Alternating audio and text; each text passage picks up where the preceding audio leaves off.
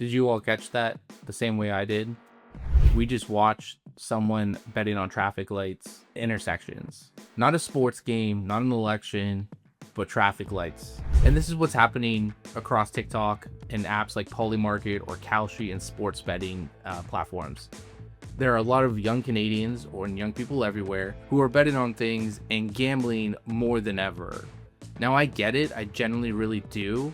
As a former advisor, I really understand that they feel like this is a path to financial freedom. I get it. Housing's crazy, groceries are out of whack, wages are not keeping up with everything, renting is difficult, the economy is just difficult and brutal right now. And I understand when traditional finances or investments feel like it's for an older generation. I get the draw of a $20 bet to make $500. I understand what that feels like. And today we need to have an honest conversation about what this data is telling us. And I don't think it's pretty from a financial perspective or a personal finance position.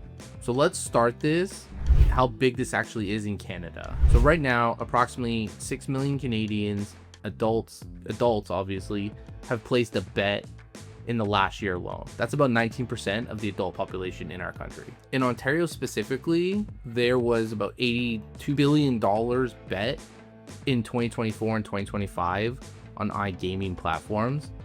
That's about a 32% increase year over year. It also generates $3.2 billion of gross revenue for the platforms. Let's just take a moment, let that sink in. These apps are growing 32% per year, year over year. Now, where's that money coming from? It's coming from our pockets and from about 20% of adults' pockets only. Now, I mentioned Polymarket earlier, and there's another one called Kalshi. Those are the two most popular prediction market apps out there. It's kind of crazy, and I did show you the clip, and that's not that's real. People bet on traffic lights, weather. There are stories of people manipulating this with weather stations and stuff like that to hit their bets. It's kind of crazy how big the prediction market is. You can find bets on those things all crazy. Some of them are, you can bet on if Bitcoin will end up higher or lower after a 5-minute period. You track the actual live graph of it going up and down over 5 minutes and you bet on it. You can bet on the elections. You can bet on the war. You can do all of this stuff on these prediction markets. It's outrageous what you're able to find. So about 32% of Gen Z and about 25% of millennials are thinking about putting money on a bet on the prediction markets like Polymarket and Kalshi or a sports bet. Awareness of the popular platforms is mostly a young person's game. Gen Z and millennials have about 70% are aware of Polymarket or Kalshi in the prediction markets. Only about 4% of Gen X or older know what this is or aware of it. So it is being directly marketed towards a younger generation, and it seemingly it is absolutely working. Now here's where we really need to pay attention, because these are the actual data about how this is really starting to affect people. So there's research done back to 2022 on prediction market Polymarket, and we'll go over the results of the research being done on the app or about the app. So roughly 69% of accounts have lost money, and over 100,000 accounts have lost at least $1,000. That's more than double of the accounts that have actually won money.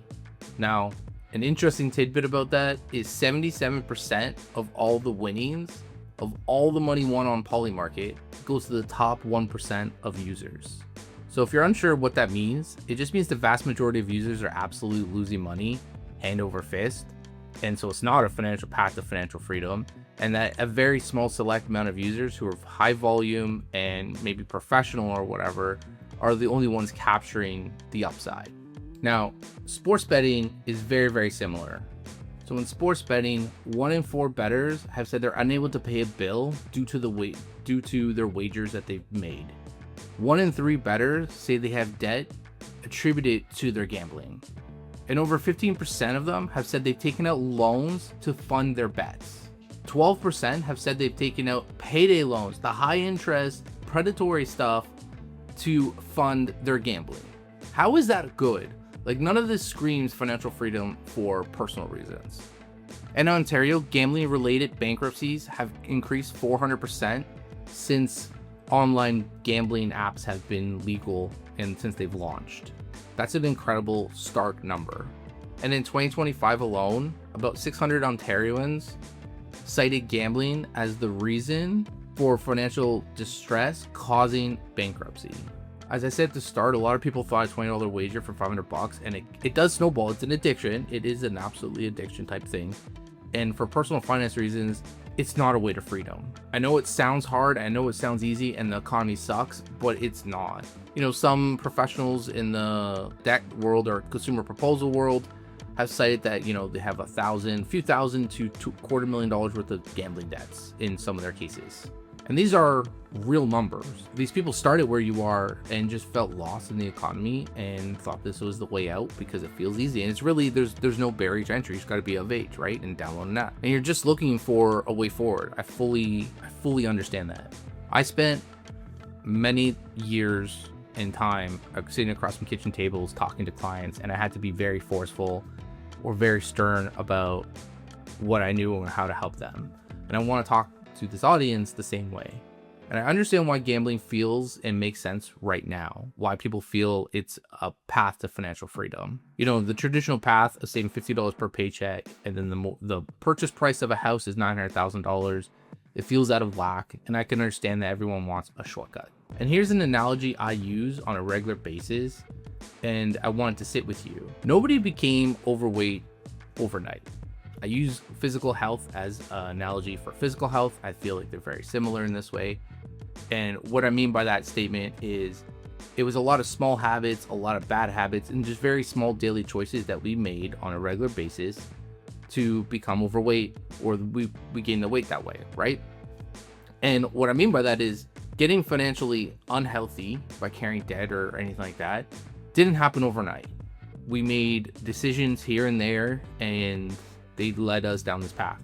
Those are our choices. They are physically our choices. We have to own that. Now, it's also not going to be undone overnight. And that's why sports betting or prediction markets are not a real thing that we should be doing. It's not going to undo all the bad habits. It's not going to undo the things overnight. Not without extremely amount of luck. You might as well go toss it all on a roulette table. It's focused, you know, probably you have better odds, right? It's not about that. It's not about recovering really fast. And it's not something we should be looking at, because most people are, like the stats said earlier, most people are losing, and most people will continue to lose, and they're not going to make up for what those losses are. And there's no shame in being behind, or feeling like behind, or feeling like you're spinning your wheels in a position and not getting ahead. There's absolutely no shame in that. Sometimes you just have to keep doing them, and a break will happen. You know, for instance, I posted on socials recently about how the condo market in Toronto's taking a bath. So if you were looking to get into the condo market or the housing market, and you were doing these consistent habits and you had saved money and everything else, maybe this would be an opportunity for you to get into that market. There are times it will happen, and you just have to be doing those small habits to be prepared for when you could take advantage of them. And just to be clear, going into debt to gamble or gambling to get out of debt is not a real path. And I get it, the system is boring. The way forward is boring. Financial health is boring. Being physically healthy is boring. You know, not fun food, exercise, good sleep, drinking water all the time, it's boring. Just like financial health, it will feel boring.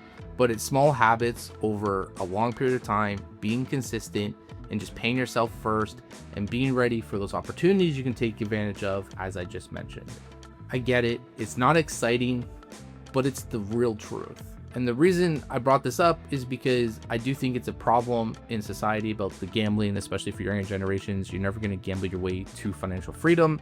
And for personal finance reason, it's, you know, you got to start those habits otherwise, right? You got to cut these habits. You can't go into debt for this stuff. So if you think this video made sense to you, and you think someone you know should hear about it because maybe they're just gambling too much, or they're on the Kalshi or Polymarket, feel free to send them a link to this.